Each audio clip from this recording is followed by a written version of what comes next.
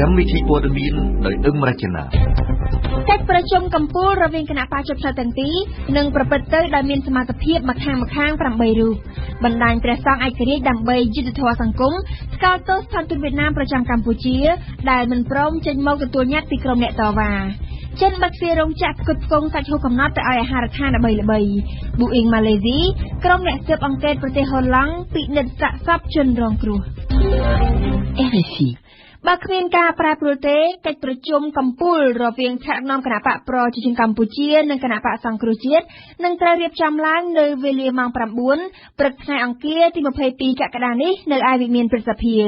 ជាកិច្ចប្រជុំដែលធ្វើឡើងដើម្បីដោះស្រាយបញ្ចប់បញ្ហានយោបាយដែលកើតមានឡើងក្រោយការបោះឆ្នោតជាតិនីតិកាលទី 5 រហូតមកទល់បច្ចុប្បន្ននេះសមាជិកភាពក្នុងកិច្ចប្រជុំកំពូលរបស់គណៈបកទាំងពីរមានម្ខាង 8 នាក់ខាងគណៈបកសង្គ្រោះជាតិដឹកនាំដោយលោកសំរងស៊ី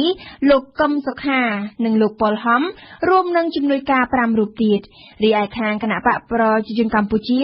ដឹកនាំដោយលោកនាយករដ្ឋមន្ត្រីហ៊ុនសែនលោកសខេងនិងលោកសៃឈុំរួមជាមួយជំនួយការ 5 នាក់ផ្សេងទៀតផងដែរដោយឡែកចំពោះរបៀបវិរៈសម្រាប់កិច្ចប្រជុំកំពូលថ្ងៃនេះនៅមិនទាន់ត្រូវបានបង្ហើបឲ្យដឹងនៅឡើយទេប៉ុន្តែបើតាមសេចក្តីប្រកាសព័ត៌មានចុះថ្ងៃទី 20 កក្កដារបស់គណៈបកជាប់ឆ្នោតទាំងពីរជំនួបកំពូលថ្ងៃអង្គារនេះធ្វើឡើងដោយផ្អែកលើមូលដ្ឋាននៃការព្រមព្រៀងគ្នាជាគោលការណ៍រវាងលោកហ៊ុនសែននិងលោកសំរងស៊ីកាលពីថ្ងៃទី 9 ខែមេសាកន្លងទៅបើដូច្នេះក្រៅពីចំណុចឯកភាពគ្នាតាក់ទងទៅនឹងការបដិឆេទថ្មីនៃការបោះឆ្នោតព្រមទាំងប្រព័ន្ធផ្សព្វផ្សាយបញ្ហាស្នូលដែលនឹងត្រូវពិភាក្សាគឺរូបមន្តនៃការបង្កើតអង្គការរៀបចំការបោះឆ្នោតជាថ្មីឯមៀកជួនសេចក្តីរីកាកិច្ចសន្ទនាតាមទូរស័ព្ទរវាងលោកហ៊ុនសែននិងលោកសំរងស៊ីនៅថ្ងៃទី 9 ខែមេសាឆ្នាំ 2014 បានផ្ដោតលើ 3 ចំណុចសំខាន់ៗក្នុងនោះរួមមានការកំណត់កាលបរិច្ឆេទនៃការបោះឆ្នោតការកែទម្រង់សមាជិកភាពគណៈកម្មាធិការជាតិរៀបចំការបោះឆ្នោតនិងការបង្កើតប្រព័ន្ធផ្សព្វផ្សាយសម្រាប់គណៈបកប្រឆាំងចាប់តាំងពីថ្ងៃនោះមកការកែទម្រង់សមាជិកភាពនៃគណៈកម្មាធិការជាតិរៀបចំការបោះឆ្នោតគឺជាចំណុចខ្ទាស់គ្នារវាងគណៈបកទាំងពីរគណៈបកប្រជាជនកម្ពុជាបានព្រមព្រៀងឲ្យអង្គការរៀបចំការបោះឆ្នោតជាតិជាស្ថាប័នធម្មនុញ្ញតាមការទាមទាររបស់គណៈបកសង្គ្រោះជាតិប៉ុន្តែតម្រូវឲ្យតែងតាំងសមាជិកភាពនៃស្ថាប័ននេះដោយសម្លេង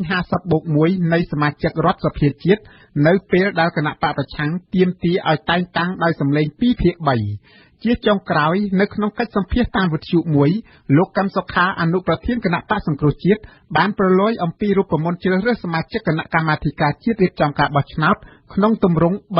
3-3-3 ពលគឺសមាជិកភាពថ្មីមាន 9 រូបក្នុងនោះ 3 រូបមកពីគណៈបកកាន់អំណាច 3 រូបមកពីគណៈបកប្រឆាំងនិង 3 រូបទៀតមកពីសង្គមស៊ីវិលនេះជារូបមន្តដែលសង្គមស៊ីវិលជំនាញខាងការបោះឆ្នោតធ្លាប់បានស្នើឡើងម្ដងហើយកាលពីខែមេសា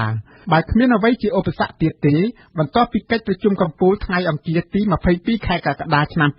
2014 ដំណោះស្រាយនយោបាយរួមមួយដែលលោកសំរងស៊ីបានលើកឡើងពេលត្រឡប់មកពីអឺរ៉ុបវិញកាលពីថ្ងៃទី 19 ខែកក្កដានោះនឹងនាំមកនៅការដោះលែងសមាជិកគណៈបក្សសង្គ្រោះជាតិទាំង 8 រូបការចូលធ្វើការក្នុងរដ្ឋសភាដោយបេក្ខជនតំណាងរាស្ត្រជាប់ឆ្នោតរបស់គណៈបកប្រឆាំងការបោះឆ្នោតជ្រើសរើសសមាជិកក្រុមប្រឹក្សាឃុំសង្កាត់នៅឆ្នាំ 2017 ការបោះឆ្នោតជ្រើសរើសតំណាងរាស្ត្រសម្រាប់នីតិកាលទី 6 នៅដើមឆ្នាំ 2018 វត្តមាននៃប្រព័ន្ធផ្សព្វផ្សាយរបស់គណៈបកប្រឆាំងនិងការបញ្ចប់វិបត្តិនយោបាយក្នុងស្មារតីបង្រួបបង្រួមជាតិផ្សះផ្សាជាតិនិងឯកភាពជាតិដោយឈរលើការគោរពផលប្រយោជន៍ដ៏ឧត្តមឧត្តមរបស់ប្រទេសជាតិនិងប្រជារាស្ត្រសហព័ន្ធនិស្សិតបញ្ញវន្តកម្ពុជាព្រះសង្ឃនិងប្រជាពលរដ្ឋខ្មែរក្រោមរាប់ពាន់នាក់នៅថ្ងៃច័ន្ទម្សិលមិញបានដង្ហែញត្តិតាមដងវិថីនានាដើម្បីដាក់ជូនទៅកាន់ស្ថានទូតបរទេសមួយចំនួននៅក្នុងប្រទេសកម្ពុជាទាក់ទងទៅនឹងកំណត់ត្រានិងភស្តុតាងនានាដែលបង្ហាញថាដែនដីសណ្ដកម្ពុជាក្រោមគឺជាទឹកដីរបស់កម្ពុជាក្បួនដង្ហែបានដាក់ញត្តិនៅតាមស្ថានទូតចំនួន 6 ដោយគ្មានអំពើហិង្សាអ្វីឡើយប៉ុន្តែស្ថានទូតវៀតណាមបដិសេធការទទួលញត្តិរបស់ក្រុមអ្នកតវ៉ាអ្នកនាំពាក្យសាលារដ្ឋាភិបាលភ្នំពេញថ្លែងថាក្រុមអ្នកដើរក្បួនមានកំហុសក៏ប៉ុន្តែកងកម្លាំងប្រកាន់យកភាពអត់ធ្មត់ច្រើនបំផុតដើម្បីរក្សាបរិយាកាសការចរចារវាងគណៈបកជាប់ឆ្នោតទាំងពីរនៅថ្ងៃនេះញឹមសុផលលំអិតព័ត៌មាន ក្រុមយុវជនដែលមកពីសហព័ន្ធនិស្សិតបញ្ញវន្តកម្ពុជាព្រះសង្ឃនិងពលរដ្ឋខ្មែរក្រោមរាប់ពាន់នាក់ទីបំផុតបានហាញ៉ាត់ទៅដល់ខាងមុខស្ថានទូតវៀតណាមដែលស្ថិតនៅលើមហាវិថីព្រះមុនីវង្សស្ថានទូតវៀតណាមជាគោលដៅចុងក្រោយគេបង្អស់ដែលក្រុមអ្នកតវ៉ាត្រូវដាក់ញត្តិនៅព្រឹកថ្ងៃទី21កក្កដាដើម្បីឲ្យរដ្ឋាភិបាលវៀតណាមទទួលស្គាល់ប្រវត្តិសាស្ត្រពិតនៃទឹកដីកម្ពុជាក្រោមការដង្ហែក្បួនមិនមានឧបសគ្គឬអំពើហិង្សាណាមួយកើតឡើងតាមដងផ្លូវឡើយខណៈដែលកងកម្លាំងសន្តិសុខរបស់រដ្ឋាភិបាលបានចេញទៅបិទផ្លូវសំខាន់មួយចំនួននៅជុំវិញភូមិគ្រឹះលោកនាយករដ្ឋមន្ត្រីហ៊ុនសែននៅឯវិមានឯករាជ្យដើម្បីកុំឲ្យអ្នកហាញ៉ាត់ដើរកាត់ជាការកត់សម្គាល់ការដង្ហែញ៉ាត់របស់ក្រុមអ្នកតវ៉ាដែលពាក់អាវយឺតពណ៌សមានផែនទីកម្ពុជាកាលពីសម័យអាណាចក្រខ្មែរប្រដាប់ដោយទង់ជាតិទង់សាសនានិងបដាដែលមានសរសេរអក្សរថាកម្ពុជាក្រោមជាទឹកដី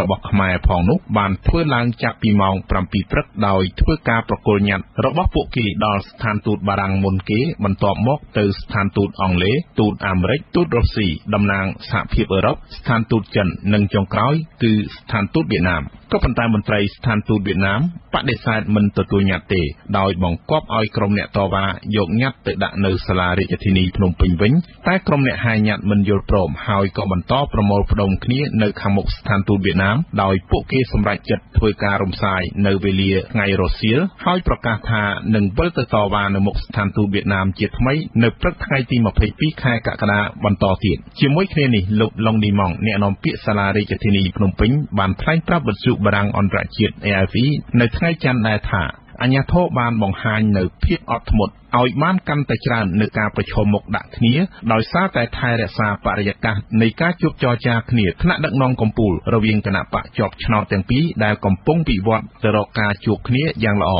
លោកបញ្ជាក់ថាសាលារាជធានីភ្នំពេញមិនមែនជាកន្លែងទទួលញត្តិរបស់ស្ថានទូតវៀតណាមទេទោះយ៉ាងនេះក្តីអាជ្ញាធរក្រុងក៏បានសម្របសម្រួលឲ្យអភិបាលរងខណ្ឌចំការមនមួយរូបទទួលញត្តិជំនួសហើយសន្យាថានឹងបញ្ជូនទៅកាន់ស្ថានទូតវៀតណាមមិនឲ្យបាត់បង់ឡើយសូមរំលឹកថាកាលពីថ្ងៃទី8ខែកក្កដាកន្លងទៅនេះសហព័ន្ធនិស្សិតបញ្ញវន្តកម្ពុជាយុវជនខ្មែរនិងព្រះសង្ឃបានធ្វើបាតុកម្មតវ៉ាម្ដងហើយនៅមុខស្ថានទូតវៀតណាមដើម្បីទាមទារឲ្យលោកត្រឹងវ៉ាន់ថុងអ្នកនាំពាក្យស្ថានទូតវៀតណាមប្រចាំនៅកម្ពុជាសូមទោសជាសាធារណៈចំពោះសម្ដីដែលខ្លួនបាននិយាយថាទឹកដីកម្ពុជាក្រោមជារបស់វៀតណាមតាំងពីយូរលង់ណាស់មកហើយតកតងនឹងការដាក់ញត្តិការពីម្សិលមិញនេះដែរបណ្ដាញព្រះសង្ឃឯករាជ្យដើម្បីយុត្តិធម៌សង្គមបានថ្កោលទោសយ៉ាងដាច់អហង្ការចំពោះស្ថានទូតវៀតណាមប្រចាំប្រទេសកម្ពុជាដែលមិនព្រមចេញមកទទួលញត្តិពីក្រុមអ្នកតវ៉ានេះបើតាមសេចក្តីថ្លែងការណ៍ចុះថ្ងៃទី21កក្កដារបស់បណ្ដាញព្រះសង្ឃឯករាជ្យដើម្បីយុត្តិធម៌សង្គមសេចក្តីថ្លែងការណ៍ដដែលក៏បានថ្លែងថ្កោលទោសផងដែរចំពោះរដ្ឋាភិបាលកម្ពុជាដែលផ្ដល់ជំនួយបន្ថែមលើកងកម្លាំងប្រដាប់អាវុធនិងកងការពារជាតិជាច្រើនរយនាក់មករារាំងបិទច្រកចេញចូលមិនឲ្យអ្នកតវ៉ាបានចូលទៅដាក់ញត្តិនៅពីមុខស្ថានទូតវៀតណាមនៅព្រឹកថ្ងៃទី21កក្កដាម្សិលមិញព្រឹទ្ធសភាបានបើកសម័យប្រជុំលើកទី5នីតិកាលទី3ជាកិច្ចប្រជុំដែលមានតែសមាជិកព្រឹទ្ធសភាគណៈបកប្រជាជនកម្ពុជាប៉ុណ្ណោះចូលរួមព្រោះសមាជិកព្រឹទ្ធសភាមកពីគណៈបកសំរងស៊ីនៅថ្ងៃទី20កក្កដាបានចេញសេចក្តីថ្លែងការណ៍ជាថ្មីបដិសេធមិនចូលរួមប្រជុំក្នុងកិច្ចប្រជុំនេះទេ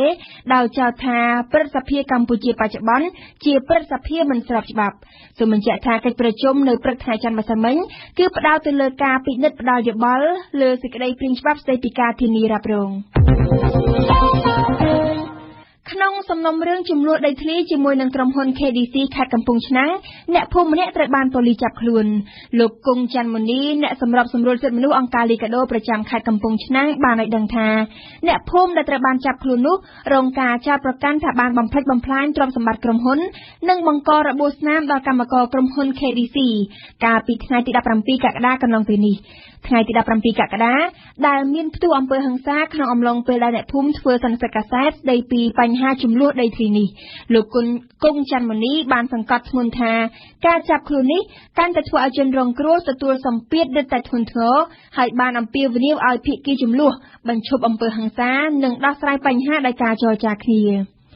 ក្រុមអង្គការសង្គមស៊ីវិលបានវិដំឡៃស្ថានភាពសិទ្ធិមនុស្សនៅកម្ពុជាថាបានធ្លាក់ចុះយ៉ាងគំហុកនៅក្នុងរយៈពេលជាង6ខែដើមឆ្នាំ2014នេះការលើកឡើងរបស់សង្គមស៊ីវិលនេះធ្វើឡើងនៅក្នុងសន្និសីទកាសែតមួយនៅព្រឹកថ្ងៃទី21កក្កដាម្សិលមិញនៅសន្តាគារសាន់វេរាជធានីភ្នំពេញក្រៅពីនេះសង្គមស៊ីវិលក៏បានអំពាវនាវដល់រដ្ឋាភិបាលកម្ពុជាឲ្យដោះលែងបេក្ខជនជាប់ឆ្នោតតំណាងរាស្ត្របកប្រឆាំងទាំងអស់ជាបន្ទាន់និងដោយគ្មានលក្ខខណ្ឌផងដែរបើទោះបីជាអាជីវកម្មលក់សៀវភៅពិបាករកប្រាក់ចំណេញក៏ដោយក៏ទឹកប្រាក់ជាង61,000រៀលដែលបានមកពីការលក់សៀវភៅចម្បាំងត្រជាក់រវាងអាមេរិកនិងចិនត្រូវបានលោកពុយគាអ្នកបោះពុម្ពផ្សាយសៀវភៅនេះយកទៅប្រគល់ជូនមន្ទីរពេទ្យគុណធបុប្ផានារសៀលថ្ងៃច័ន្ទម្សិលមិញនេះលោកពុយគាអះអាងថាលោកបានបរិច្ចាគប្រាក់ 1,000 រៀលក្នុងសៀវភៅមួយក្បាលដែលលក់បានដើម្បីជួយមូលនិធិសង្គ្រោះជីវិតកុមារកម្ពុជាលោកថាទឹកប្រាក់នេះតិចតួចណាស់ប៉ុន្តែវាជានិមិត្តរូបនៃការចូលរួមចំណែកក្នុងសកម្មភាពមនុស្សធម៌ដើម្បីជួយជីវិតកូនអ្នកក្រីក្រនៅថ្ងៃស្អែកក្រសួងបរិស្ថាននឹងធ្វើសន្និសីទកាសែតមួយនៅសន្តាគារ Sofitel ភូគីត្រារាជធានីភ្នំពេញជាសន្និសីទកាសែតអំពីការងារគ្រប់គ្រងវិស័យបរិស្ថាននៅកម្ពុជាដើម្បីបង្កើនលទ្ធភាពដល់អ្នកសារព័ត៌មានក្នុងការទទួលបានព័ត៌មាននិងធ្វើឲ្យសាធារណជនបានយល់ដឹងកាន់តែទូលំទូលាយពីការងារគ្រប់គ្រងបរិស្ថាននៅកម្ពុជាជាពិសេសគឺកិច្ចគាំពារបរិស្ថានការអភិរក្សជីវៈចម្រុះនិងការប្រើប្រាស់ធនធានធម្មជាតិឲ្យបានសមស្របតាមរយៈប្រព័ន្ធផ្សព្វផ្សាយនេះបើតាមសេចក្តីជូនដំណឹងរបស់ក្រសួងបរិស្ថានចេញផ្សាយនៅថ្ងៃទី21កក្កដាម្សិលមិញនេះយើងផ្ដើមព័ត៌មានអន្តរជាតិនៅប្រទេសចិនរឿងអាស្រូវសុវត្ថិភាពចំណីអាហារបានផ្ទុះឡើងក្នុងប្រទេសចិនមួយករណីទៀតហើយនៅចុងសប្តាហ៍កន្លងទៅនេះដោយប៉ះចំលើបណ្ដាញអាហារដ្ឋានល្បីៗរបស់ក្រុមហ៊ុនអាមេរិកដូចជា McDonald, Pizza Hut និង KFC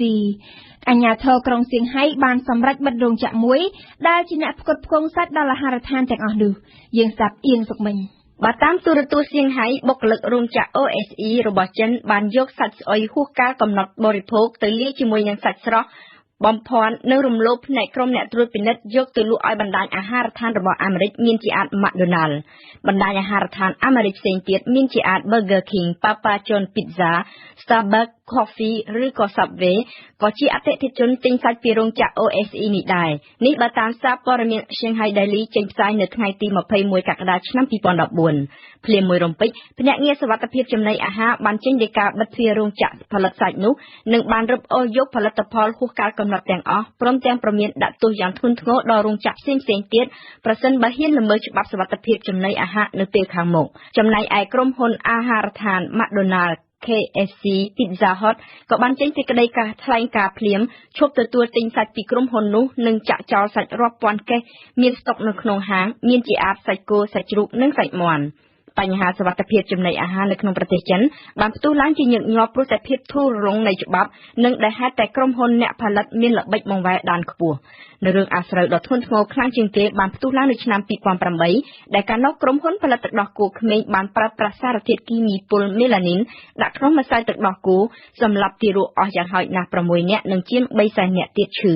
កាលពីដើមឆ្នាំក្រុមហ៊ុនចែកចាយអាមេរិកបានប្រកាសពង្រឹងអធិការកិច្ចលើក្រុមហ៊ុនផ្គត់ផ្គង់មកពីចិនទាំងអស់បន្ទាប់ពីបានរកឃើញមានការបន្លំលក់សាច់កញ្ជ្រោងថាជាសាច់លាបណ្ដាញអាហារដ្ឋាន KFC ក៏ធ្លាប់បានរងគ្រោះម្ដងកាលពីឆ្នាំ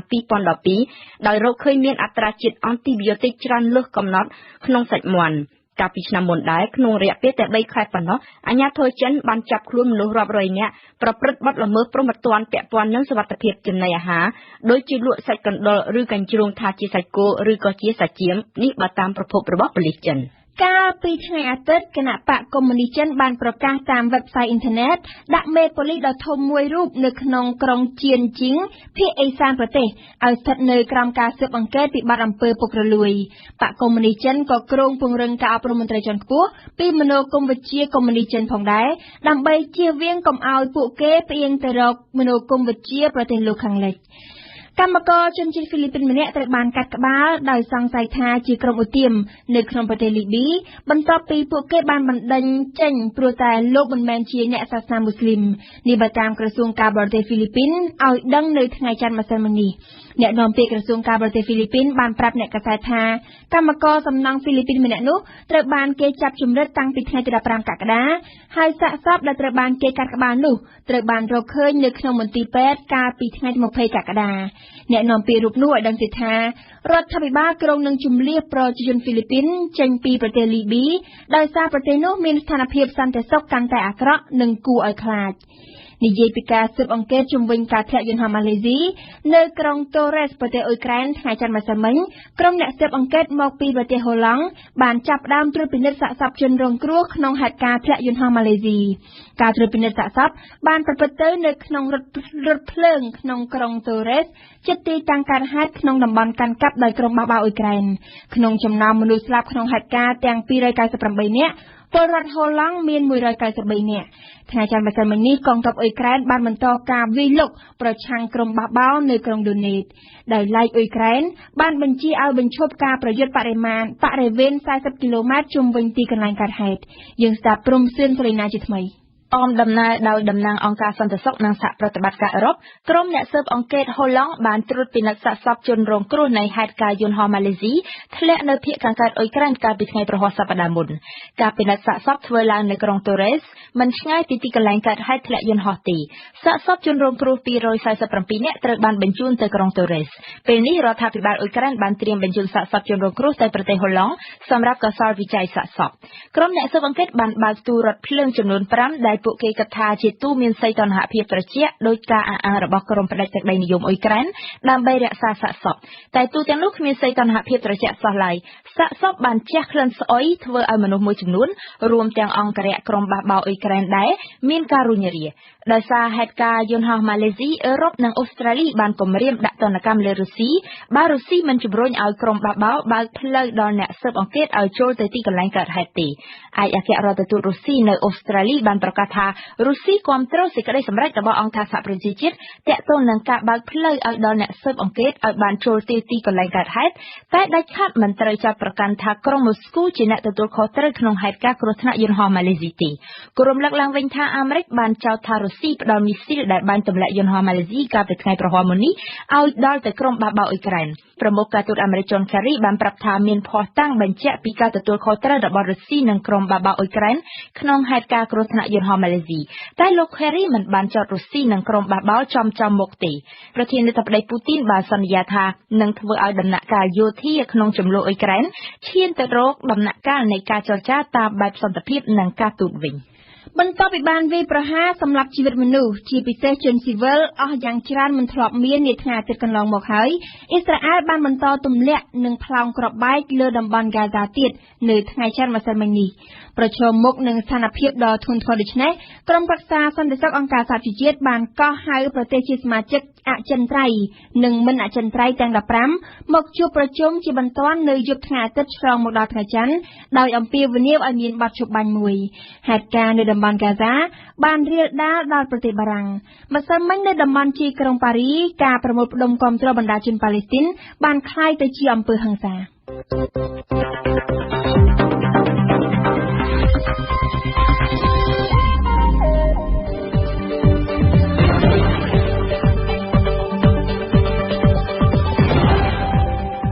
វិទ្យុបារាំង RFI ភ្នំពេញ92 MHz សៀមរាប92 MHz បាត់ដំបងក្រុងព្រះសីហនុនិងកំពង់ចាម 94.5 MHz លោកអ្នកស្ដាប់ជាទីមេត្រីជាបន្តទៅនេះលោកអ្នកនាងបានស្ដាប់នីតិព្រឹត្តិការណ៍កម្ពុជាប្រចាំថ្ងៃនេះឯមៀកលើកឡើងអំពីខ្មែរខំស្រាយចំនួនបោះឆ្នោតដោយគ្មានបិតាផ្សព្វផ្សាយជាតិនិងអន្តរការីបរទេសបន្តមកគឺជានីតិទស្សនៈព្រឹត្តិការណ៍កម្ពុជាប៉ែនបូណាសូមជូនបទវិភាគក្រោមប្រធានបទតុកចរចាមិនគួរខ្លាយជាជំរើសចុងក្រោយនៅក្នុងនីតិទស្សនៈព្រឹត្តិការណ៍ពិភពលោកអ្នកបានស្ដាប់ព្រំសឿនសូលីណាធ្វើអន្តរាគមន៍អំពីអាយុជីវិតកុមារប៉ាឡេស្ទីនខ្លាយជាផ្ទាំងសៀបនៃល្បែងគ្រាប់បែកគ្រាប់កាំភ្លើងរបស់កងទ័ពអ៊ីស្រាអែល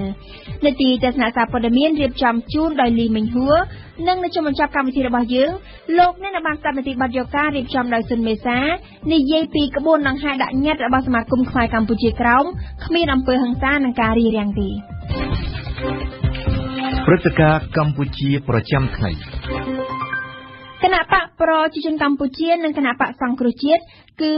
គឺជាគណៈបកតែពីរគត់ដែលបានទទួលទំនុកចិត្តពីប្រជាជនឲ្យដឹកនាំប្រទេសក្នុងការបោះឆ្នោតជាតិឆ្នាំ2013ក្រោយមកអ្នកនយោបាយបានធ្វើកិច្ច ការជាច្រើនឆ្លោះគ្នាចរចាគ្នាប្រើកម្លាំងនិងសម្ពាធដាក់គ្នាតាំងពីជំនួបក្រុមបច្ចេកទេសដល់ជំនួបកម្ពុជាដោយឆ្លងកាត់បាតកម្មការវាយឲ្យរបួសការបាញ់សម្លាប់ការចាប់ដាក់គុកនិងការរកអន្តរាគមន៍ពេញមួយឆ្នាំព្រោះតែហេតុផលរៀងៗខ្លួនទើបតែមុននេះ2ថ្ងៃគូទំនាស់បានរកឃើញហេតុផលរួមមួយគឺការគោរពផលប្រយោជន៍ដល់ដងឧត្តមរបស់ជាតិនិងប្រជារាស្ត្រថ្ងៃនេះអ្នកនយោបាយខ្មែរប្រជុំទៀតដើម្បីបញ្ចប់បញ្ហាបោះឆ្នោតដែលតែងតែបានកើតឡើងជាធម្មតាតាំងពីឆ្នាំ1993ដោយគ្មានសម្ដេចនរោត្តមសីហនុឬអន្តរការីបរទេសដោយក្នុងអាណត្តិមុនទិដ្ឋផលនៃជំនួបកម្ពុជាថ្ងៃនេះបើមិនមែនជាមោទនភាពទេមានតែភាពអាម៉ាស់ដែលនឹងត្រូវចារឹកក្នុងប្រវត្តិនៃការបោះឆ្នោតនៅកម្ពុជាក្រោយសង្គ្រាមសូមស្ដាប់សេចក្តីរាយការណ៍របស់អែមមីកដូចតទៅ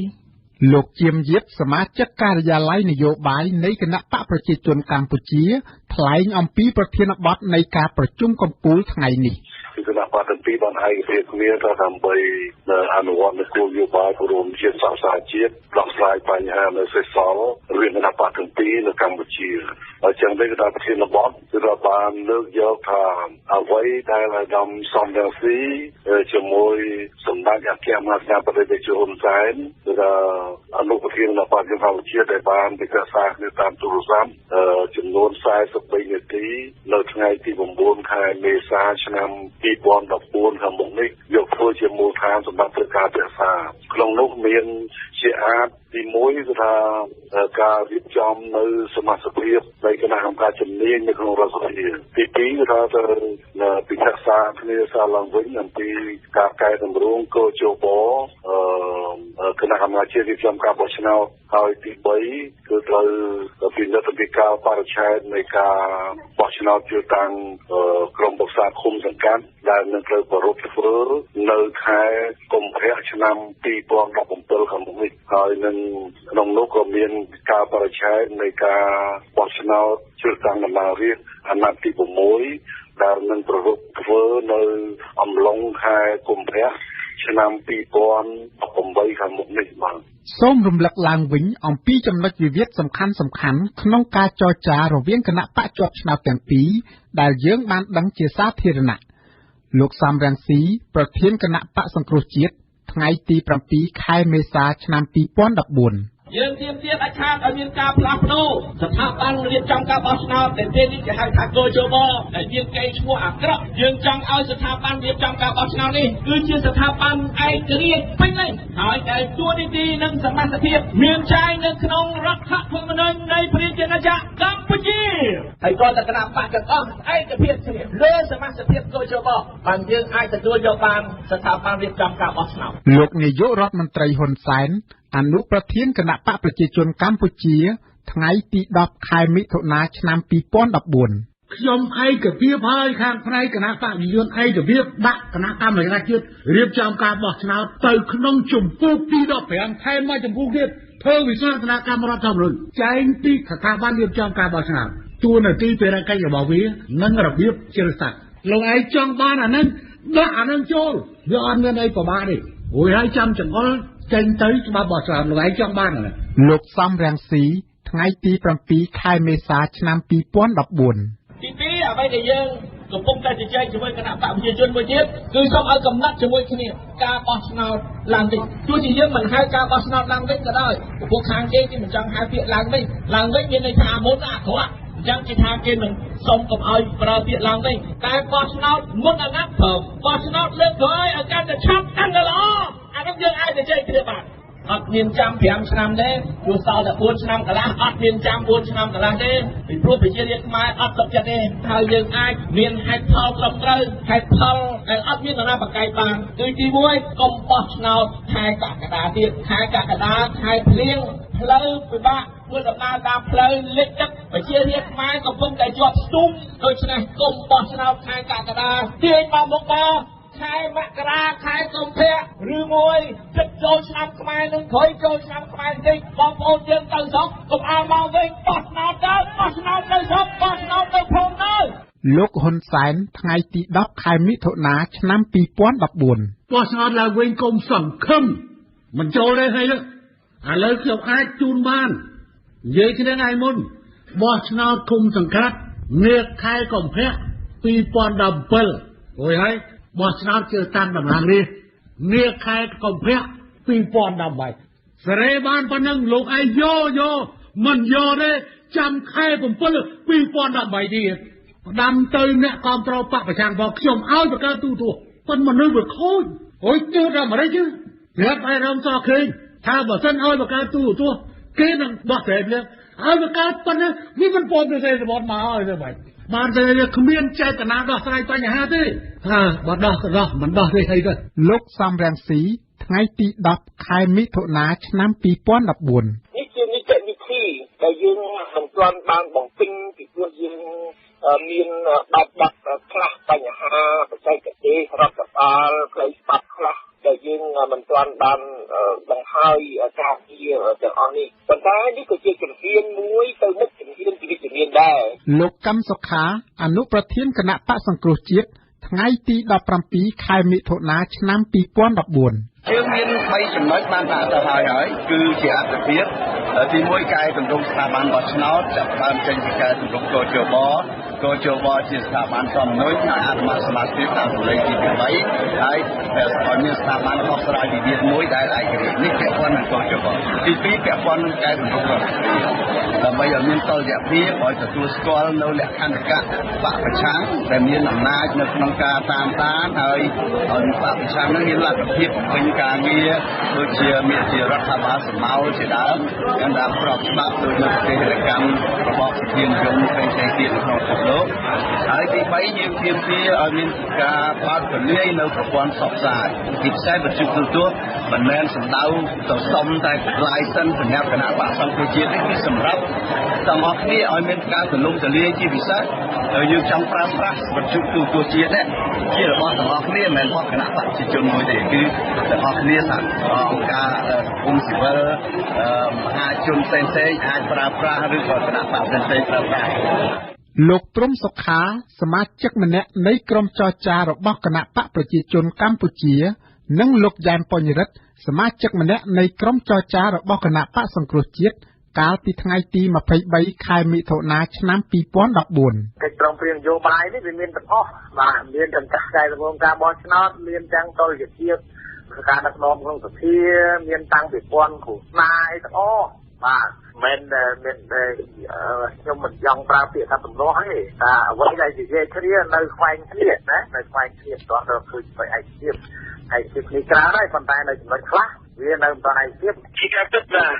អ្វីដែលធ្វើឲ្យមានការខ្វែងគំនិតគ្នានោះគឺដោយសារគណៈបក្សសង្គ្រោះជាតិទាមទារមានការអនុម័តនៃ2/3នៃសមាជិកសភាទាំងមូលក្នុងការអនុម័តជ្រើសរើសកោជបដែលខាងគណៈបក្សប្រជាជនក៏ស្នើសុំ50%បូក1ក៏ថាដាក់2/3ទៅខ្លាចជាប់កាំងក៏ប៉ុន្តែចំណុចនេះខ្ញុំចង់បញ្ជាក់ថាលោកប្រមុខរដ្ឋាភិបាលហ៊ុនសែនទៅជែកគ្នាជាមួយអាដាមសំរងស៊ីគាត់ស្នើសុំរហូតដល់រៀបចំសមាជិកនឹងជាឯកច្ឆន្ទដូច្នេះយើងគិតថាបើគណៈបក្សដែលមានអាសនៈនៅសភារៀបចំសមាជិកជាឯកច្ឆន្ទទៅហើយដល់ពេលយកទៅសុំសេចក្តីទុកចិត្តពីសភា2/3វាអត់មានជាប់កាំងទេទេទីមួយខ្ញុំចាប់អារម្មណ៍ចេះណាតែឧបសគ្គអ្វីដែលជាការចរចាខ្ញុំនិយាយថាចំណុចរួមដែលយើងបានឯកភាពគ្នាហើយយើងត្រូវពង្រឹងអានឹងហើយបន្តទៅដល់អ្វីដែលនៅពី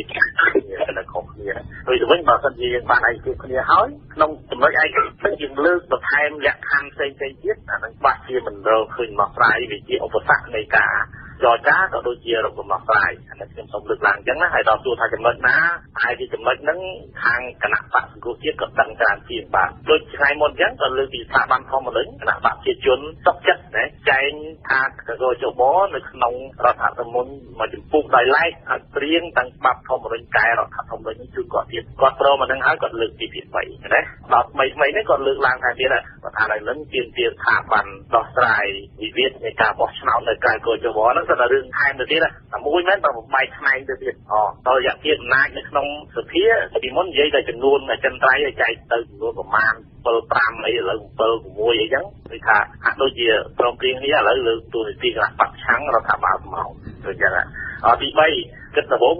គិតថាអាញាបានទូវិទ្យុអីដើម្បីឲ្យគណៈបក្សឆាំងមានសម្លេងអីជាផ្លូវការនៅក្នុងទូវិទ្យុអីដល់បានអានឹងហើយថាមែនទេគឺបាត់ទូលាយបណ្ដាញព័ត៌មានឲ្យគណៈបក្សតពឲ្យអញ្ជើញអស់ដូច្នេះហាក់ដូចជា ជាមិនចប់បាទអាហ្នឹងដែលខ្ញុំស្ដាប់សង្កល់ចឹងបាទខ្ញុំគិតថាមិនមែនជាប់គាំងដោយសារការស្នើសុំរបស់គណៈបកសង្គ្រោះជាតិទេក៏ប៉ុន្តែដោយសារការមិនគោរពអ្វីដែលនិយាយគ្នាថាសម្រាប់ជាឯកច្ឆន្ទហើយទម្លាក់ចុះមកជា 50% បូក1វិញនោះទេដែលធ្វើឲ្យមានការជាប់គាំងនេះនោះដូច្នេះខាងគណៈបកប្រជាជនគាត់តែគួរយកទៅពិចារណាហើយយើងរួមចាំគណៈបកសង្គ្រោះជាតិស្វាគមន៍និងដោះស្រាយបញ្ហាដោយសន្តិវិធីអហិង្សានៅពេលដែលគណៈបកប្រជាជនមានការឯកភាពគ្នាសម្រាប់រួចរាល់ហើយណាអត់ទាន់កំណត់ពេលណាទេណាប៉ុន្តែខ្ញុំបាននិយាយទូចឹងថាបើសិនជាដាក់លក្ខខណ្ឌកាន់ថ្មីទៅ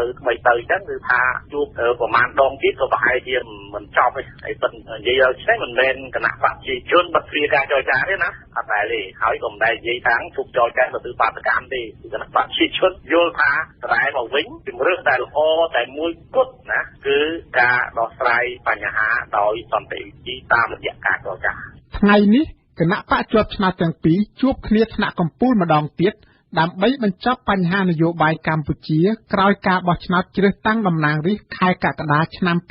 2013 លោកយឹមសវណ្ណអ្នកនាំពាក្យរបស់គណៈបកសង្គ្រោះជាតិថ្លែងអំពីប្រធានបទនៃការប្រជុំកំពូលថ្ងៃនេះអត់មានអ្វីថ្មីទេពីព្រោះយើងចាំលទ្ធផលដើម្បីទៀតអានឹងរឿងថ្មីខ្ញុំអាចជូនព័ត៌មានបានថា8នាក់ពីគណៈបកប្រជាជនហើយ8នាក់ពីគណៈបកសង្គ្រោះជាតិហើយប្រធានរបបផ្ដោតអារម្មណ៍ទៅលើការកែតម្រង់ការបោះឆ្នោតការកែតម្រង់ស្ថាប័នជាតិសំខាន់ផ្សេងទៀតហើយនឹងរបៀបដាក់ផ្សេង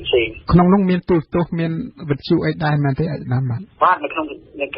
កញ្ចក់នៃបញ្ហាដែលត្រូវដោះស្រាយទាំងអស់ហ្នឹងហើយធ្វើម៉េចជំនាញឲ្យមានការបោះឆ្នោតពេលក្រោយៗទៀតកុំឲ្យមានបញ្ហារួមទាំងការដោះលែងអ្នកតំណាងរាស្ត្រគណៈបកសង្គ្រោះជាតិដែរនោះគឺស្ថិតនៅក្នុងការជជែកគ្នាបាទជជែកគ្នាទាំងអស់ក្នុងនោះដំណោះស្រាយវាពាក់ព័ន្ធគ្នាតាំងពីដើមមកតាំងពីការបោះឆ្នោតមិនសេរីនិងយុត្តិធម៌វានាំឲ្យមានការត្រូវតែកែតម្រង់ការបោះឆ្នោតគឺការកែតម្រង់ការបោះឆ្នោតទាមទារឬបាតកម្មបាតុកិច្ចគ្នាកើតរឿងកើតរ៉ាវជារៀងរហូតមកអញ្ចឹងមកកញ្ចប់នឹងវាតគ្នារហូតអញ្ចឹងមកអញ្ចឹងវាត្រូវតែដោះហើយតាំងពីដើមរហូតដល់ចប់នឹងតែម្ដងលោកជាមយិតរៀបរាប់អំពីសមាជិកនៃថ្នាក់ដឹកនាំខាងគណៈបកប្រជាជនកម្ពុជាខ្ញុំបានដឹងថាមានសម្ដេចតេជោអនុធានគណៈបកមានអាដាមសខេងឧបនាយករដ្ឋមន្ត្រីហើយមានអាដាមសាយឈុំដែលប្រធានគណៈប្រចាំការនៃគណៈបកលោកយឹមសវណ្ណខាងគណៈបកសង្គ្រោះជាតិមានអាដាមសំរងស៊ីអាដាមកឹមសុខាអាដាមប៉ុលហមជួនខ្ញុំផ្ទាល់ហើយអាដាមតុញរិទ្ធអាដាមគុំរឿនអេងឆៃអៀងសុនឆៃគ្រប់8គណៈបកទាំងពីរនឹងឆ្លើយចំពោះមុខប្រជាជាតិថាតើដោះស្រាយបានកម្រិតណាក៏ប៉ុន្តែ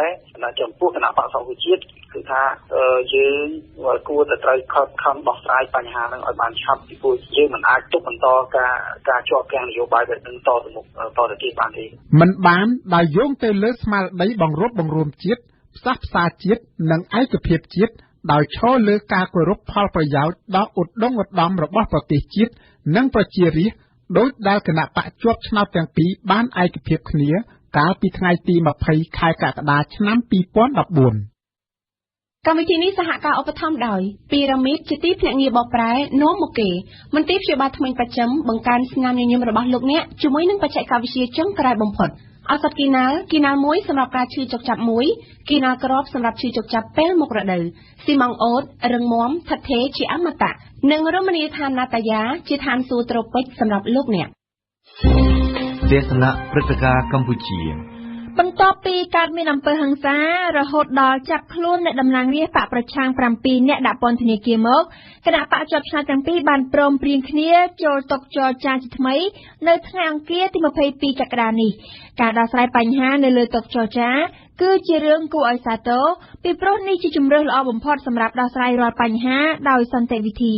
ប៉ុន្តែការចរចាមិនគួរនឹងក្លាយជាជម្រើសចុងក្រោយបន្ទាប់ពីបង្ហូរឈាមគ្នាអស់ចិត្តនោះឡើយផ្ទុយទៅវិញតុចរចាគួរតែជាជម្រើសដំបូងដើម្បីបញ្ជៀសការបង្ហូរឈាមប៉ុន្តែនៅកម្ពុជាកិច្ចចរចាច្រើនតែត្រូវបានប្រើបន្ទាប់ពីការប្រយុទ្ធគ្នាអស់ចិត្តអស់ចង់តែហេតុអ្វីបានជាដូច្នេះសូមស្ដាប់បទវិភាគរបស់ប៉ែនប៊ូណាទីបំផុតទៅជំនួបកំពូលរវាងគណៈបកជាប់ឆ្នោតទាំងពីរបានកើតឡើងសារជាថ្មីជំនួបនេះបានធ្វើឡើងបន្ទាប់ពីអំពើហិង្សាមួយឈុតទៀតកាលពីថ្ងៃ15កក្កដាដែលឈានរហូតដល់ការចាប់ខ្លួនតំណាងរាស្ត្រជាប់ឆ្នោតគណៈបកប្រឆាំង7នាក់ដាក់ពន្ធនាគារនិងបន្ទាប់ពីលោកសំរងស៊ីបានវិលត្រឡប់ពីបរទេសវិញ ប្រសិនណាបើគេពិនិត្យទៅលើសេចក្តីប្រកាសរួមរវាងគណៈបកទាំងពីរកិច្ចចរចាកម្ពុជានេះនឹងធ្វើឡើងក្រោមស្មារតីផ្សះផ្សាបង្រួបបង្រួមជាតិនិងដោយឈលលើឧត្តមប្រយោជន៍ជាតិនិងប្រជាជនជាពិសេសជំនួបកម្ពុជាលើកនេះធ្វើឡើងដោយឈលលើមូលដ្ឋានដែលបានព្រមព្រៀងគ្នានៅក្នុងកិច្ចចរចាតាមទូរស័ព្ទរវាងលោកនាយករដ្ឋមន្ត្រីហ៊ុនសែននិងលោកសំរងស៊ីកាលពីថ្ងៃទី9មេសាកិច្ចចរចា9មេសាបានសម្រេចលទ្ធផលពី80ទៅ 90% រួចហើយនេះបើយោងតាមការអះអាងរបស់ភាគីចរចាទាំងពីរដូច្នេះប្រសិនណាបើជំនួបកម្ពុជាលើកនេះឈលលើស្មារតីផ្សះផ្សាជាតិនិងឧត្តមប្រយោជន៍ជាតិនិងប្រជាជនមែននោះកិច្ចព្រមព្រៀងឈានទៅបញ្ចប់វិបត្តិនយោបាយច្បាស់ជានឹងអាចរកឃើញជាក់ជាមិនខានផ្ទុយទៅវិញប្រសិនបើបញ្ហានៅតែបន្តជាប់គាំងតទៅទៀតអ្នកនយោបាយទំនងជាមិនបានបំពេញតាមគោលការណ៍ដូចដែលខ្លួនបានប្រកាសនោះឡើយយ៉ាងណាក៏ដោយចុះលទ្ធផលយ៉ាងណាវាជារឿងមួយប៉ុន្តែអ្វីដែលគេមិនអាចមើលរំលងបាននោះគឺនៅកម្ពុជាតុចរចាច្រើនតែត្រូវបានគេប្រើប្រាស់ជាជំរើសចុងក្រោយទៅវិញគឺមិនមែនជាជំរើសដំបូងនោះឡើយជាទូទៅនៅពេលមានវិបត្តិនយោបាយគណៈបកដែលជាគូបដិបត្តិច្រើនតែប្រើសាច់ដុំដាក់គ្នាជាមុនសិននៅពេលដែលការដំឡើងសាច់ដុំឈានដល់អំពើហិង្សារហូតដល់បណ្ដាលឲ្យមានមនុស្សស្លាប់និងរបួសគឺពួកគេងាកទៅរកតុចរចាទម្លាប់បែបនេះបានកើតឡើងតាំងពីក្រោយការបោះឆ្នោតឆ្នាំ1993ជារៀងរហូតមកម្យ៉ាងទៀតនៅក្នុងកិច្ចចរចាទៀតសោតអ្នកនយោបាយ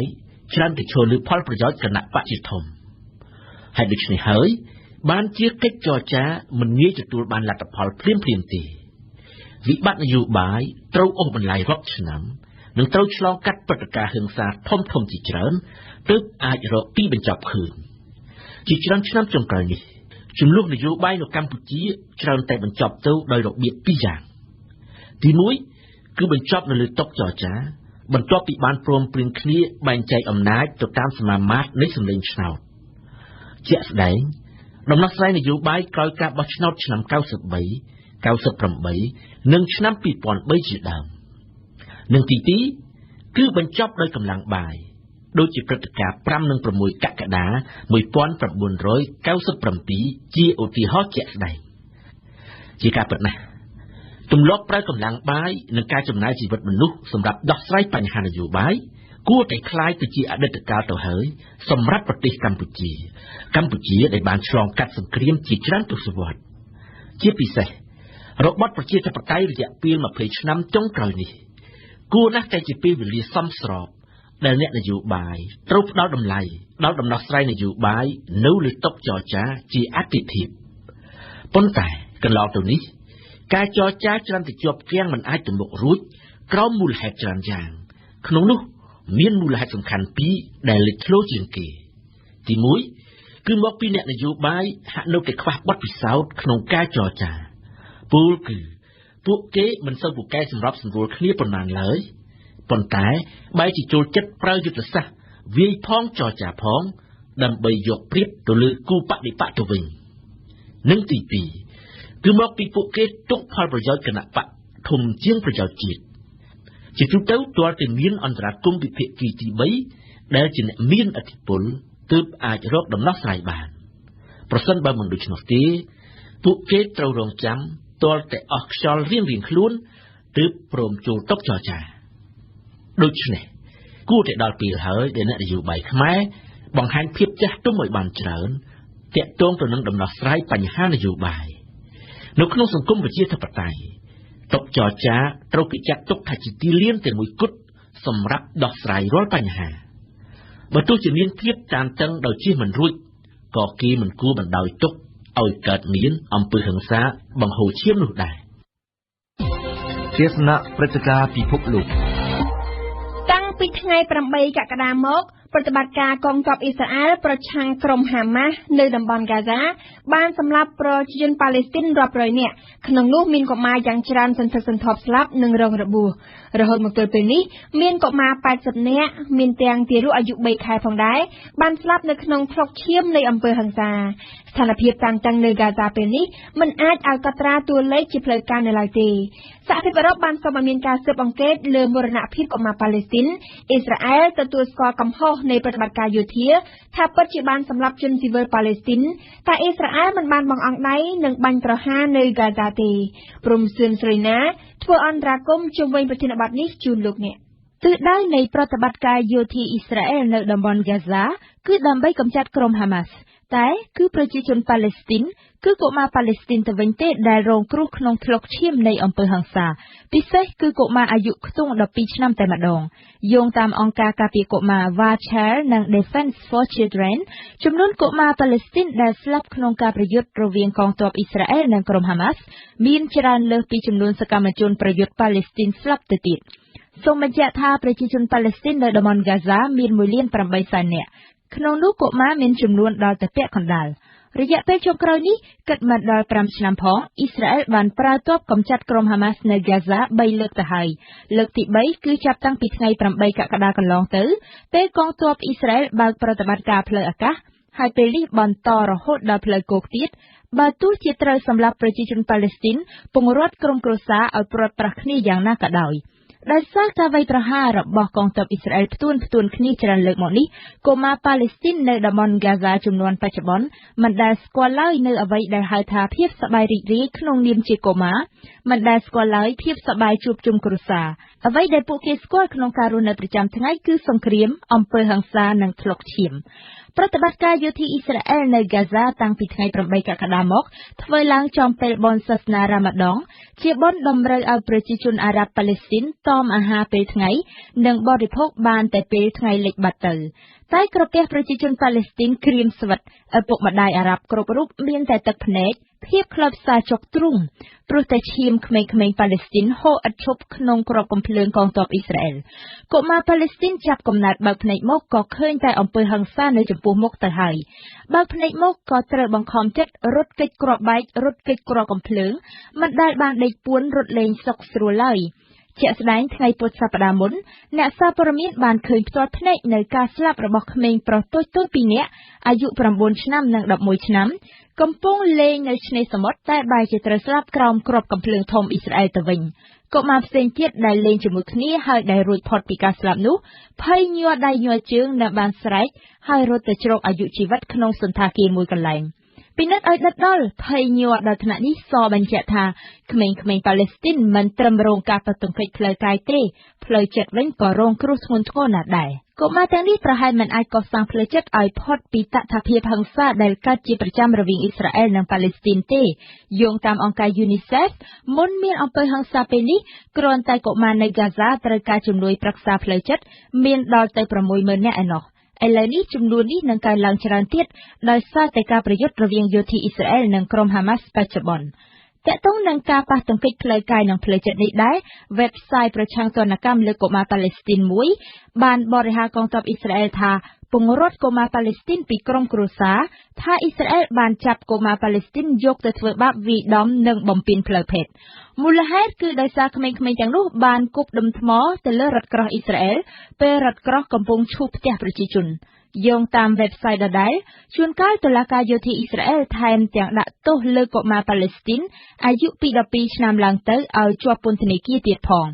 នេះគឺជាការដាក់ទោសបំពានច្បាប់សុទ្ធសាធហើយបើឪពុកម្ដាយកុមារប៉ាឡេស្ទីនចង់បានពួកគេមកវិញត្រូវតែបង់ពិន័យឲ្យអ៊ីស្រាអែល website ការពារកុមារនោះបានសរសេរទៀតថាអង្គការអន្តរជាតិជាច្រើនមានដូចជា UNICEF ក៏បានកត់សម្គាល់ពីទង្វើបំពានច្បាប់របស់អ៊ីស្រាអែលយ៉ាងនេះដែរនិយាយរួមមកវិញអ៊ីស្រាអែលអួតថាចង់បានសន្តិភាពជាមួយប៉ាឡេស្ទីនតើសន្តិភាពនោះអាចកើតឡើងម្ដេចទៅបើអ៊ីស្រាអែលគិតតែបន្តការប្រយុទ្ធសម្លាប់មនុស្សបែបនេះបើកុមារប៉ាឡេស្ទីនកើតមកឃើញតែអំពើហិង្សានៅចំពោះមុខឃើញតែគ្រាប់កាំភ្លើងជនជាតិជីហ្វធ្លាក់ក្បែរជើងតើកុមារតូចៗអាចមានគំនិតសន្តិភាពក្នុងខួរក្បាលម្ដេចបាននៅចំពោះមុខមរណភាពកុមារតូចៗដែលសូម្បីតែទារកអាយុ3ខែក៏រងការវាយប្រហាររបស់អ៊ីស្រាអែលដែរនោះ តើអ៊ីស្រាអែលចង់សម្លាប់ជនជាតិប៉ាឡេស្ទីនផ្ដាច់ពូជឬក៏យ៉ាងណាអ៊ីស្រាអែលក៏ដឹងច្បាស់ដែរថាកំចាត់ក្រុមហាម៉ាស់គឺដូចជាការបាញ់សម្លាប់ប្រជាជននៅហ្គាហ្សាដូច្នោះដែរជីវិតក្មេងៗប៉ាឡេស្ទីនអាចមានតម្លៃស្មើជីវិតក្មេងៗអ៊ីស្រាអែលទេកន្លងទៅថ្មីនេះក្រោយពេលក្មេងជំទង់អ៊ីស្រាអែល3រូបត្រូវគេចាប់ខ្លួននិងត្រូវគេធ្វើឃាតយើងនៅចាំបានថាអ៊ីស្រាអែលក៏ប្រតិបត្តិការកំទេចក្រុមហាម៉ាស់ភ្លាមទៅហើយដោយហាក់មិនគិតពីផលវិបាកនៃសង្គ្រាមប្រឆាំងក្រុមហាម៉ាស់សោះតែពេលនេះក្មេងប៉ាឡេស្ទីនស្លាប់សន្ធឹកសន្ធាប់ហេតុអ្វីគ្មានមេដឹកនាំអ៊ីស្រាអែលណាចេញបញ្ជាផ្អាកប្រតិបត្តិការយោធាទៅវិញអ៊ីស្រាអែលហាក់បំពានច្បាប់សង្គ្រាមបំពានសិទ្ធិមនុស្សបំពានសិទ្ធិកុមារតែសហគមន៍អន្តរជាតិគ្មានឥទ្ធិពលអ្វីទប់ស្កាត់សោះតើមានយុត្តិធម៌អ្វីទៅចំពោះកុមារប៉ាឡេស្ទីនទេសនាសារព័ត៌មាននេតិទស្សនៈសារព័ត៌មានរបស់វិទ្យុបារាំង AFE នៅព្រឹកនេះជាភារៈរបស់លីមិញហួរតែថ្ងៃនេះសារព័ត៌មានដែលចេញផ្សាយនៅស្រុកខ្មែរចាប់អារម្មណ៍លើព្រឹត្តិការណ៍អ្វីខ្លះសូមអញ្ជើញលោកនាងស្ដាប់លីមិញហួរដូចតទៅជំនួបកំពូលលោកហ៊ុនសែននិងលោកសំរងស៊ីនៅព្រឹកថ្ងៃ22កក្កដានេះនឹងបាតកម្មតវ៉ារឿងទឹកដីកម្ពុជាក្រោមកាលពីថ្ងៃម្សិលមិញគឺជាដំណឹងសំខាន់នៅលើទំព័រមុខរបស់កាសែតចេញផ្សាយនៅថ្ងៃអង្គារនេះតាមភ្នំពេញប៉ុស្តិ៍សមាជិក8រូបមកពីគណៈបកនីមួយៗនឹងចូលក្នុងជំនួបចរចាដែលមានលោកហ៊ុនសែនលោកសខេងនិងលោកសៃឈុំដឹកនាំភាគីគណៈបកប្រជាជនកម្ពុជារីឯគណៈបកសង្គ្រោះជាតិដឹកនាំដោយលោកសំរងស៊ីលោកកម្មសុខានិងលោកប៉ុលហំកិច្ចព្រមព្រៀងរវាងលោកហ៊ុនសែននិងលោកសំរងស៊ីកាលពីដើមខែមេសានឹងយកជាមូលដ្ឋានសម្រាប់កិច្ចចរចាគ្នានៅព្រឹកនេះនោះគឺមេដឹកនាំទាំងពីរបានព្រមព្រៀងជាគោលការណ៍តាមទូរស័ព្ទលើការបរិច្ឆេទបោះឆ្នោតខែកុម្ភៈឆ្នាំ2018និងការរៀបចំគណៈកម្មាធិការជាតិរៀបចំការបោះឆ្នោតកោជបថ្មី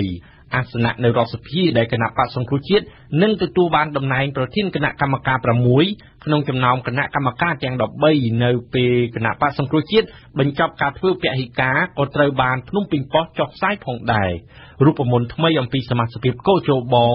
333ត្រូវបានលោកកម្មសុខាលើកឡើងថាគណៈបក្សសង្គ្រោះជាតិលើកស្នើក្នុងកិច្ចចរចានៅព្រឹកនេះបើតាមភ្នំពេញប៉ុស្តិ៍ពាក់ព័ន្ធទៅនឹងសមាជិកកោជបគណៈបកប្រជាជនកម្ពុជាមានរូបមន្ត2ទី1រូបមន្ត32គឺគណៈបកប្រជាជនកម្ពុជា3រូបនិងគណៈបកសង្គ្រោះជាតិ2រូបនិងទី2រូបមន្ត43ដោយគណៈបកប្រជាជនកម្ពុជា4រូបនិងគណៈបកសង្គ្រោះជាតិ3រូបក្នុងរូបមន្តសមាជិកកោជបទាំងពីរនេះគឺគណៈបកប្រជាជនកម្ពុជាជាប្រធានកោជបរីឯអនុប្រធានបានទៅលើគណៈបកសង្គ្រោះជាតិនេះបើតាមលោកជាមយៀបមន្ត្រីជាន់ខ្ពស់គណៈបកប្រជាជនកម្ពុជាដែលរស្មីកម្ពុជាបានស្រង់មកចុះផ្សាយតាមរស្មីកម្ពុជារបៀបវិរៈដែលគណៈបកសង្គ្រោះជាតិលើកដាក់លើតុចរចានៅព្រឹកនេះគឺការជជែកពិភាក្សាលម្អិតទៅលើការបញ្ចប់វិបត្តិនយោបាយជាកញ្ចប់រួមគណៈបក្សសង្គ្រោះជាតិមានជំនឿថានឹងអាចដោះស្រាយការជាប់គាំងនយោបាយជិត1ឆ្នាំក្រោយពីការបោះឆ្នោតជ្រើសតាំងតំណាងរាស្ត្រនេះបើតាមលោកយ៉ែមពញ្ញរិទ្ធបានប្រាប់រស្មីកម្ពុជាក៏បានបញ្ជាក់ថាក្រៅពីកំណែទម្រង់ការបោះឆ្នោតរបៀបវិរៈនៃការដោះលែងបេក្ខជនជាប់ឆ្នោតតំណាងរាស្ត្រដែលកំពុងជាប់ឃុំឃាំងក៏ស្ថិតនៅក្នុងរបៀបវិរៈក្នុងកិច្ចចរចាជាកញ្ចប់នៅព្រឹកនេះផងដែរកោះសន្តិភាពលើកឡើងថាបកប្រជាជនកម្ពុជានិងសង្គ្រោះជាតិឯកភាពដោះស្រាយបញ្ចប់បញ្ហានយោបាយប៉ុន្តែកោះសន្តិភាពបានរំលេចអក្សរដិតថាកំណែទម្រង់កោជបអាចជារបៀបវិរៈដ៏ក្តៅគគុកក្នុងជំនួបពិភាក្សាថ្នាក់កំពូលនៅថ្ងៃនេះការដែលចាត់ទុកការកែតម្រង់កោជបជារបៀបវិរៈដ៏សំខាន់ពីព្រោះថាកោះសន្តិភាពលើកយកការអះអាងរបស់មន្ត្រីជាន់ខ្ពស់គណៈបកទាំងពីរដែលបានលើកឡើងនៅរូបមន្តសមាជិកកោជបខុសគ្នាដោយគណៈបកប្រជាជនកម្ពុជាចង់បានរូបមន្ត32ឬ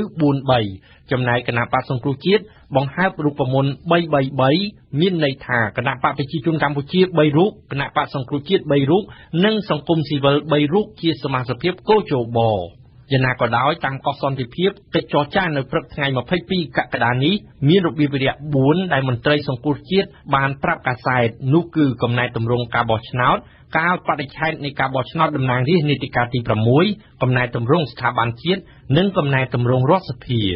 បាតកម្មតវ៉ាស្ដីពីបញ្ហាទឹកដីខ្មែរកម្ពុជាក្រោមគឺជាដំណឹងធំមួយទៀតនៅលើទំព័រមុខរបស់កាសែតកោះសន្តិភាពភ្នំពេញប៉ុស្តិ៍និងកាសែតរស្មីកម្ពុជាដំណឹងនេះកាសែតបានចុះផ្សាយអមដោយរូបថត PM កាន់ខែលឈរបិទផ្លូវនៅម្ដុំវិមានឯករាជ្យនិងក្បួនបាតកម្មកាសែតសុទ្ធតែបានដាក់ចំណងជើងថាមន្ត្រីទូតវៀតណាមមិនព្រមទទួលញត្តិពីបាតកោអ្នកតវ៉ាទេកាលពីថ្ងៃម្សិលមិញក៏ប៉ុន្តែទោះបីជាមានការដាក់របាំងរារាំងបាតកោមិនឲ្យចូលទៅមុខស្ថានទូតវៀតណាមនិងមិនឲ្យបាតកោចូលទៅជិតផ្ទះលោកនាយរដ្ឋមន្ត្រីនៅវិមានឯករាជ្យប៉ុន្តែក្បួនបាតកម្មតវ៉ារឿងទឹកដីខ្មែរកម្ពុជាក្រោមកាលពីថ្ងៃច័ន្ទម្សិលមិញមិនមានអំពើហិង្សាវាយបង្ក្រាបដោយបាតកម្មកាលពីថ្ងៃ8កក្កដានោះទេតាមកាសែតប្រចាំថ្ងៃទាំង3បាតកោបានហែកក្បួនដាក់ញត្តិកាលពីព្រឹកថ្ងៃច័ន្ទស្ដីពីទឹកដីកម្ពុជាក្រោមនៅស្ថានទូតបារាំងអង់គ្លេសអាមេរិកសហភាពអឺរ៉ុបទូតរុស្ស៊ីទូតចិននិងចុងក្រោយនៅទូតវៀតណាមស្ថានទូតមហាអំណាចទាំងអស់បានទទួលញត្តិរបស់បាតកោលើកលែងតែទូតវៀតណាមមិនព្រមទទួលញត្តិទោះបីជាបាតកោនៅរងចាំស្ទើរតែពេញមួយថ្ងៃក៏ដោយមន្ត្រីគណៈបកសង្គ្រោះជាតិទៅពន្ធនាគារព្រៃសរជួបលោកស្រីមូសុខួរចំណែកអ្នកឯទៀតមិនអនុញ្ញាតទេកោះសន្តិភាពបានលើកយកហេតុការណ៍កាលពីព្រឹកថ្ងៃ21កក្កដាម្សិលមិញដែលលោកសុនឆៃបានដឹកនាំសកម្មជនគណៈបកប្រឆាំងទៅកាន់ពន្ធនាគារព្រៃសរក្នុងបំណងចូលជួបសួរសុខទុក្ខបេក្ខជនជាប់ឆ្នោតតំណាងរាស្ត្រ7រូបនិងសកម្មជនម្នាក់ដែលកំពុងជាប់ឃុំប៉ុន្តែចុងក្រោយមានតែលោកសុនឆៃនិងលោកអ៊ូច័ន្ទរិទ្ធបេក្ខជនជាប់ឆ្នោតតំណាងរាស្ត្រតែ2រូបទេត្រូវបានឆ្មាំពន្ធនាគារព្រៃសរអនុញ្ញាតឲ្យចូលហើយជួបតែលោកស្រីមូសុខួរម្នាក់ប៉ុណ្ណោះបន្ទាប់ពីចូលជួបជាងកន្លះម៉ោងលោកសុនឆៃបានប្រាប់អ្នកកាសែតថាលោកស្រីមូសុខួរមានសុខភាពល្អប្រសើរមិនមានបញ្ហាអ្វីកើតឡើងនោះទេបទយូហ្គាម្សិលមិញមនុស្សរាប់រយនាក់ដែលរួមមានព្រះសង្ឃនិងប្រជាប្រដ្ឋផងនោះបានដង្ហែក្បួនដាក់ញត្តិទៅកាន់ស្ថានទូតប្រទេសមហាអំណាចទាំង5និងប្រទេសវៀតណាមជាការកត់សម្គាល់ក្បួនដង្ហែដែលមានមនុស្សចូលរួមដាច់កន្ទុយភ្នែកនេះបានប្រព្រឹត្តទៅដោយសន្តិវិធីសូមអញ្ជើញលោកនាងស្ដាប់បទយូហ្គារបស់ស៊ិនមេសាដូចតទៅខ្ញុំចូលជើងយុវជនទាំង10រូបយុវជនទាំង10រូបត្រូវដាក់ញត្តិពេញមួយថ្ងៃទី21កក្កដានេះទីក្រុងភ្នំពេញបានលាន់ឮសម្រែកជ័យឃោសពីប្រជាពលរដ្ឋនិងព្រះសង្ឃមួយចំនួនដែលមិនសុខចិត្តចំពោះអ្នកនាំពាក្យស្ថានទូតវៀតណាមប្រចាំនៅកម្ពុជាថ្ងៃនេះដែលយើងជួបជុំគឺយើងដើម្បីដាក់ហែញ៉ាត់ទៅជូនស្ថានទូតបារាំងគឺជួបទៅយុរដ្ឋមន្ត្រីប្រទេសបារាំងដើម្បីសូមឲ្យបារាំងជួយផ្ដល់ឯកសារនិងបញ្ជាក់ប្រាប់ថាតើការដែលបារាំងបានកាត់ទឹកដីកម្ពុជាក្រោមទៅឲ្យយួននោះដោយរបៀបណាពីព្រោះថាថ្មីនេះខាងរដ្ឋាភិបាលយួនបាននិយាយថាបារាំងមិនបានកាត់ទឹកដីកម្ពុជាក្រោមទៅឲ្យយួនទេហើយតើតែប្រទេសមូលដ្ឋានឥឡូវនេះថ្ងៃនេះយើងខ្ញុំទាំងអស់សូមអនុញ្ញាតនិងសូមថាទូតបារាំងក៏ដូចជារដ្ឋាភិបាលបារាំងមេត្តាអនុញ្ញាតឲ្យយើងខ្ញុំបានទៅដាក់ញត្តិដើម្បីសូមបញ្ជាក់ពីបារាំងរដ្ឋាភិបាលបារាំងដោយសារតែយើងខ្ញុំយល់ថាប្រទេសបារាំងជាប្រទេសមួយដែលពាក់ព័ន្ធជ្រាលជ្រៅបំផុតជាមួយទឹកដីកម្ពុជាក្រោមនិងប្រទេសយួនការដាក់ញត្តិដង្ហែក្បួនបានចាប់ផ្ដើមនៅម៉ោងប្រមាណជា8ព្រឹកដោយចាប់ផ្ដើមចេញពីស្ថានទូតបារាំងលោកថៃស៊ីថាប្រធានសមាគមខ្មែរកម្ពុជាក្រោមតើបារាំងបានយកទឹកដីទៅណាពេលដែលបារាំងចូលទៅដល់ទឹកដីកម្ពុជាក្រោមយកដីណាដែលគល់ទៅឲ្យយួនអញ្ចឹងឲ្យសូមឲ្យបារាំងលោកជួយបញ្ជាក់ឲ្យច្បាស់លាស់ហេតុផលទាំងអស់នេះដើម្បីជៀសវាងទៅថ្ងៃក្រោយយួនជាការ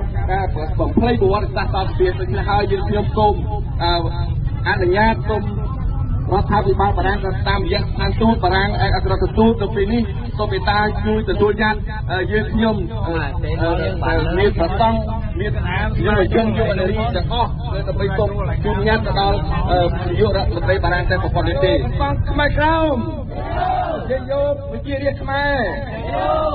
សាមគ្គីគឺឈ្នះបដិញ្ញាការពីប្រវត្តិសាស្ត្រខ្មែរឲ្យស្ទើរតែបានក្បួនដង្ហែបាតុកម្មដាក់ញត្តិដែលមានអ្នកចូលរួមរាប់រយនាក់ដល់វែងអន្លាយនោះគឺមានព្រះសង្ឃជាអ្នកដឹកនាំក្បួននិងតាមពីក្រោយដោយក្បួនយុវជននិងប្រជាពលរដ្ឋសាមញ្ញយុវជននិងអ្នកចូលរួមទាំងអស់បានពាក់អាវសនិងមានរូបផែនទីទឹកដីកម្ពុជាក្រោមនៅពីខាងក្រៅខ្នងអ្នកចូលរួមទាំងព្រះសង្ឃនិងគ្រហស្ថដែលខ្លះកាន់ដងទង់ជាតិនៃព្រះរាជាណាចក្រកម្ពុជាដែលខ្លះកាន់ទង់សាសនាដែលខ្លះទៀតកាន់ទង់ជាតិតំណាងឲ្យទឹកដីកម្ពុជាក្រោមរួមទាំងបណ្ដាប្រទេសធំៗលើសកលលោកដែលមានទង់ជាតិអាមេរិកអង់គ្លេសនិងចិនជាដើម ហើយយើងទៅបណ្ដាញយុវជនយើងនៅនេះប្រជាពលរដ្ឋខ្មែរទៅដល់ដៃកម្ពុជាក្រោមគឺផ្ដាច់របស់ខ្មែរអ្នកចូលរួមទាំងអស់អ្នកខ្លះដើរអ្នកខ្លះជិះរ៉ឺម៉កម៉ូតូនិងអ្នកខ្លះទៀតជិះម៉ូតូផ្ទាល់ខ្លួនតាមក្បួនដ៏វែងអន្លាយនេះក្បួនដាក់ញត្តិដែលពេលខ្លះក៏បានធ្វើឲ្យស្ទះផ្លូវចរាចរណ៍ក្នុងទីក្រុងភ្នំពេញផងដែរប៉ុន្តែយ៉ាងណាក៏ដោយខុសពីរាល់ដងដែលកម្លាំងអាជ្ញាធរមិនសូវអនុញ្ញាតឲ្យមានក្បួនដង្ហែនោះទេប៉ុន្តែពេលនេះពលគឺសមត្ថកិច្ចចរាចរណ៍តែម្ដងបានខ្នះខ្នែងបើកផ្លូវឲ្យក្បួនធ្វើដំណើរដោយសុវត្ថិភាពបន្ទាប់ពីស្ថានទូតបារាំងគឺស្ថានទូតចក្រភពអង់គ្លេសក្បួនដែលដឹកនាំដោយព្រះសង្ឃនឹងមានការគ្រប់គ្រងដោយសម្លេងមេក្រូបំពងផងបានធ្វើដំណើរចេញពីផ្លូវព្រះមនីវង្សចូលទៅកាន់ផ្លូវស្ថានទូតចក្រភពអង់គ្លេសស្ថិតលើផ្លូវព្រះបទុមសូរិយាក្នុងសង្កាត់ស្រះចកដោយសារតែ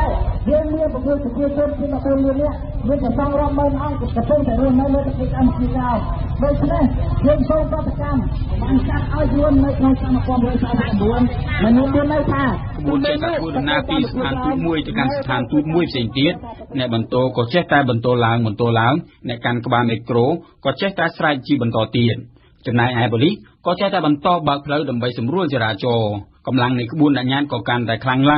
ងនៅពេលដែលស្ថានទូតបារាំងស្ថានទូតចក្រភពអង់គ្លេសបានទទួលយកញត្តិនៅម៉ោងប្រមាណ 7:09 ក្បួនបានធ្វើដំណើរបន្តទៅមុខទៀតទៅកាន់ស្ថានទូតសហរដ្ឋអាមេរិកជិតវត្តភ្នំមិនប្រកបចំពោះនៅទង្វើរបស់រដ្ឋាភិបាលវៀតណាមដែលបានប្រកាសបដិសេធមិនទទួលស្គាល់ប្រវត្តិសាស្ត្រពិតដែលត្រូវបានចរាចរណ៍ទឹកដីឲ្យវៀតណាមកាលពីឆ្នាំ1949នោះ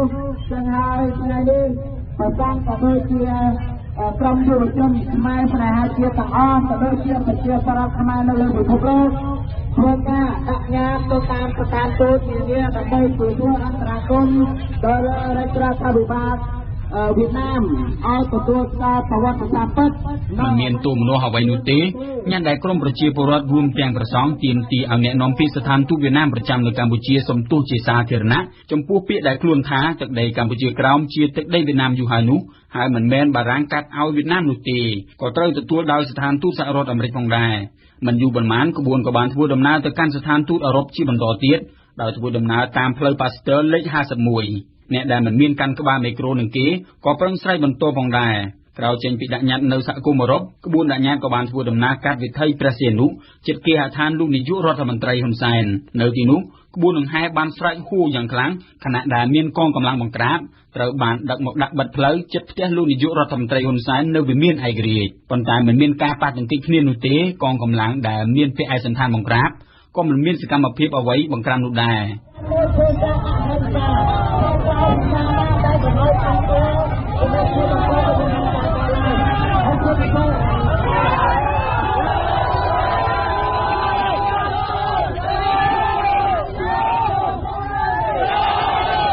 ក្បួនក៏បានធ្វើដំណើរឆ្ពោះទៅកាន់ស្ថានទូតរុស្ស៊ីជាបន្តទៀតក្រោយដាក់ញត្តិដោយជោគជ័យជាបន្តបន្ទាប់ក្បួនក៏គ្រោងធ្វើដំណើរទៅកាន់ស្ថានទូតចិនជាបន្តប៉ុន្តែមុនពេលចេញដំណើរក្បួនបានជួបសម្រាប់នៅក្បែររបងនៃស្ថានទូតរុស្ស៊ីដើម្បីឲ្យព្រះសង្ឃឆាន់ចង្ហាន់ដែលជានំប៉័ង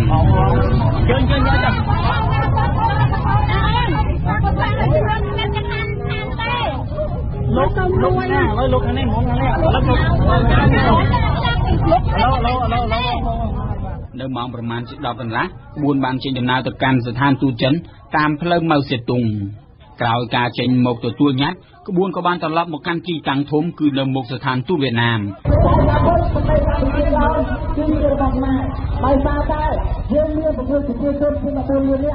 ជាទីតាំងដែលកំណត់ផ្លូវព្រះមនីវង្សត្រូវបានបិទទាំងស្រុងតាំងពីម៉ោង 7 ព្រឹកដែលមានកងកម្លាំងបង្ក្រាបជាអ្នកគ្រប់គ្រងប៉ុន្តែយ៉ាងណាក៏ដោយរហូតមកដល់ល្ងាចម៉ោង 4:30 នាទី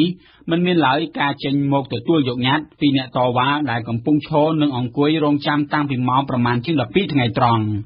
យើងបានមកអង្គុយមុខស្ថានទូតយួនរហូតដល់ជិត 4 ម៉ោងហើយតាំងពីដៅតែប្រសងបងប្អូនយើងទាំងអស់ប្រាប់ថាក្តៅនេះប៉ុន្តែមិនស្មើនឹងក្តៅចិត្តទេមិនស្មើនឹងជំនឿវាខ្មែរទេ ឥឡូវសាលាវិទ្យាល័យភ្នំពេញដែលលោកសូមឲ្យយើងទៅចែកទៅពេលស្អែកម៉ោង 9 ព្រឹកយើងបាទហើយម៉ោង 9 ព្រឹកយើងនឹងទៅចែកទៅពេលសាលាក្រុងតើយើងយកលោកអ្នកស្ដាប់ជាទីមេត្រីកម្មវិធីព័ត៌មានរយៈពេល1ម៉ោងរបស់វិទ្យុបារាំង AFE នៅព្រឹកនេះបានឈានដល់ទីបញ្ចប់ហើយបន្តពីនេះគឺជាកម្មវិធីព័ត៌មានជាភាសាបារាំងហើយនៅម៉ោង 8:30 នាទីព្រឹកខាងមុខនេះលោកអ្នកនឹងបានស្ដាប់កម្មវិធីព័ត៌មានខ្លីដែលនឹងជម្រាបជូនលោកអ្នកនៅព័ត៌មានទាន់ហេតុការណ៍ទាំងនៅកម្ពុជានិងនៅជុំវិញពិភពលោកវិទ្យុបារាំងអន្តរជាតិសូមអរគុណចំពោះភក្ដីភាពរបស់អស់លោកអ្នកដែលតែងតែគាំទ្រការផ្សាយរបស់យើងសូមអរគុណសីហាដែលបានជួយសម្របសម្រួលផ្នែកបច្ចេកទេសនៅពេលនេះនាងខ្ញុំអឹមរចនានិងសហការីនៃវិទ្យុបារាំងទាំងអស់សូមអរគុណសូមជម្រាបលា